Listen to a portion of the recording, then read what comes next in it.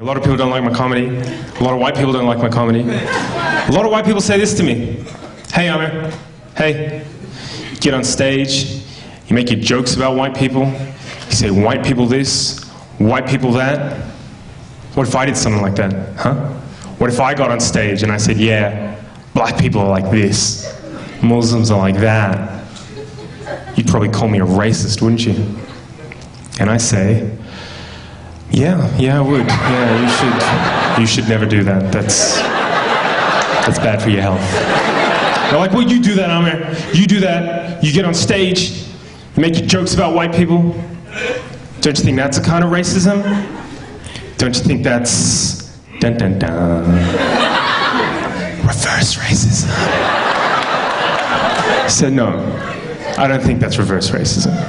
Not because I think reverse racism doesn't exist, right? If you ask some black and brown people, they'll tell you flat out, there is no such thing as reverse racism. I don't agree with that.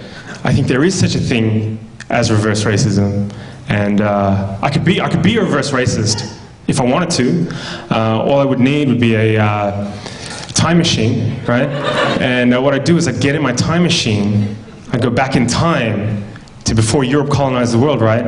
And I'd convince the leaders of Africa, Asia, the Middle East, Central and South America to invade and colonize Europe, right? Just occupy them, steal their land and resources, set up some kind of, like, I don't know, trans-Asian slave trade where we exported white people to work on giant rice plantations in China. Just ruin Europe over the course of a couple of centuries so all their descendants would want to migrate out and live in the places where black and brown people come from. But of course, in that time, I'd make sure I set up systems that privilege black and brown people at every conceivable social, political, and economic opportunity. The white people would never have any hope of real self-determination.